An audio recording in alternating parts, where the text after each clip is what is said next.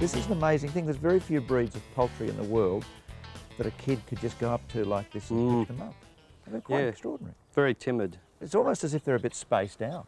Yeah, and you can sneak up behind them and pick them up because of the crest. So. Well, that's the point. Part of the trick of what's happening is that because of the crest, their vision to the sides and everything is not That's all that right. good. The crest, when you start to describe what it is, it's a little bit worrying, even if the chooks themselves are reasonably robust. Yep. It's a hernia in the skull. That's right. That's right. The skull is actually shaped like a hill, and that's what the crest grows out on. These little bantams are just like normal chickens, and so they need the same kinds of treatments. We need to worm them regularly, we need to dust them for lice when they start to appear, and we also need to put in water medication to control the coccidia. The only specific problem we see is that when we're selecting for the breeding of their hoods, we can also be selecting for problems with the skull, and we can also be selecting for youngsters dying in the shell. So breeding needs a lot of consideration. Originally what, they were egg-laying and meat? Yes, they were a dual utility bird. Do you eat the eggs from yours? I do eat the eggs, yes. They're a reasonable eating egg? They are. They're a good egg and a good sized egg for the size of the bird. But obviously for a hobby breeder in a backyard, the bantams have got a lot to recommend. That's right, they're perfect for suburbia. They were originally a French breed, but once the English got hold of them, they bred them up into a standard which is probably quite different to what they would have been in France.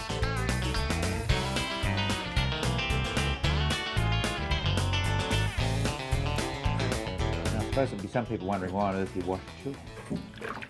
We wash them to get rid of the lice under their arms and their legs, and also to prepare them for showing. You've also got to get the feathers looking pretty special too, haven't you? Yeah, we blow dry them after they've been washed, which helps fluff up their crests a little bit. What's the actual detergent you're using? Just a little bit of laundry detergent or shampoo.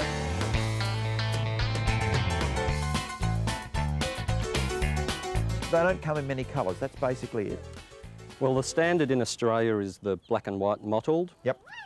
In general, it's a rare breed. It is a very rare breed. It's only been a couple of years that they've been around at all. Yep. But there are people who have them in nearly every state of Australia now. Now, the normal way you buy exhibition poultries would be something like a trio, 2 girls and a boy. That's right. What would a trio of something that was reasonable in these cost?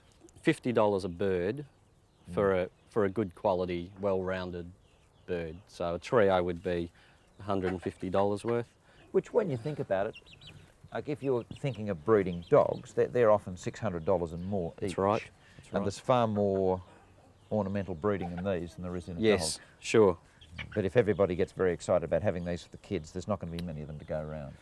No, they would be probably having to put in an order. Yeah.